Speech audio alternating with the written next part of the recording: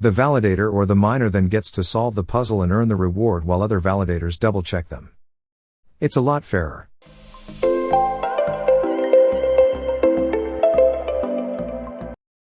Hey, in this video you're going to learn about something called staking. But first, you probably want to watch our video on the proof of work consensus model, which is the method that Bitcoin uses to keep track of how much money everyone has. It's a bit difficult to understand, but once you get it, this proof of stake model, which is very similar, will be much easier to understand. So what is proof of stake? Well, here's a textbook answer first, and then I'll explain it so easy that a 5-year-old could understand. Proof of stake is a blockchain verification method that is much more energy efficient and less risky than the more common proof of work method. Only one miner is chosen at a time to validate the blockchain, but that miner must lock up some of their coins as collateral to be chosen. The miner is punished for creating any fraudulent transactions by losing their collateral and rewarded for good transactions by the creation of new coins and possibly with the transaction fees the senders paid. So if you understood that, you probably don't need to watch this video. But if you don't understand it, watch this video and you'll understand it by the end. It took me a while to fully understand what proof of stake is, and I'll try my best to put it into layman's terms for you guys. First, I'm going to tell you why proof of work sucks. In fact, we have proof of stake to fix the things that proof of work sucks at. So think of it like this. In proof of work, let's say you have runners lining up for a race. All 8 racers are racing to the finish line. But you have some racers that have an advantage given the number of resources. They have stronger legs, or they weigh less, or they've trained longer. Even though all racers get to the finish line, eventually only one person wins and they get the reward, which might be a shiny Bitcoin, while the other runners still had to run down the track. And those who didn't win essentially wasted their energy for no reward. And with proof of stake, all the runners would line up at the starting line, and then only a single racer would be selected based on a few factors which we'll talk about here soon. This way we don't waste electricity or energy. And nobody runs without getting a reward when it comes to coins that use proof of work like Bitcoin. Many large mining companies compete to solve a block's reward. The fastest proof of work also isn't fair to the DIY miners who don't have access to very powerful machines or supercomputers that can win the puzzle-solving task the quickest with cryptocurrencies.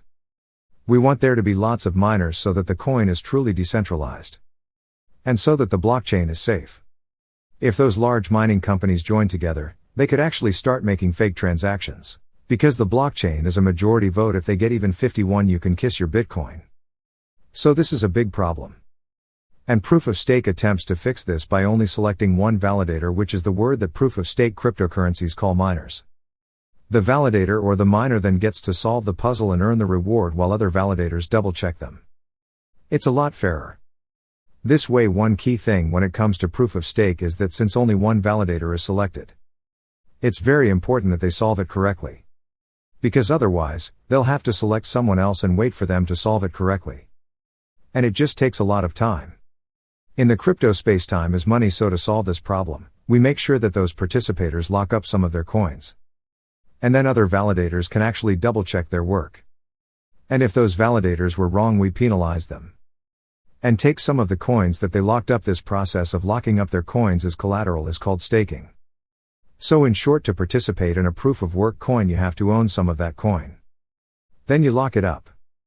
So you can't use it and you wait. So that the network will pick you to mine when you get picked. If you mine correctly, you get what's called a staking reward, usually some of the coins. And if you mine incorrectly, you actually get penalized and lose some of the coins that you initially locked up. Moving on, the way that we select who gets to be the validator is important too. Because in many cases proof of stake coins will bias those who are staking the most coins. Because they have the most to lose. But sometimes we also calculate how long they have been locking up those coins. Because they have them. And they haven't lost them.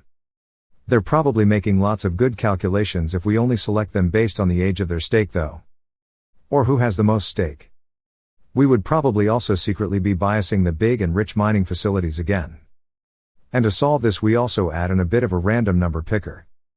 And I'm not going to go much into that in this video. Because honestly, I'm not completely sure about it either. But it is a factor in the validator selection process. So now you might understand there's a good incentive for validators to correctly verify the blockchain. And a good selection process to reduce energy waste.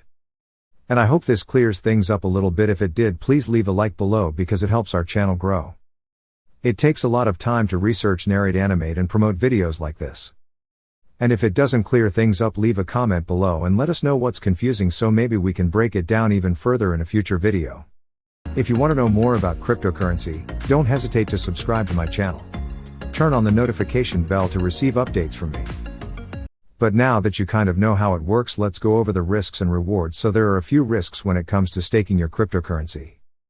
Risk number 1 is that there's something called the locking period when you go to stake your coin. It'll be moved into what is called a locked state. And during this time you will not be able to move your coins. You can't send them and you can't cash them out. Sometimes you have to lock them up for a certain amount of time, like maybe a month minimum all the way up to a year.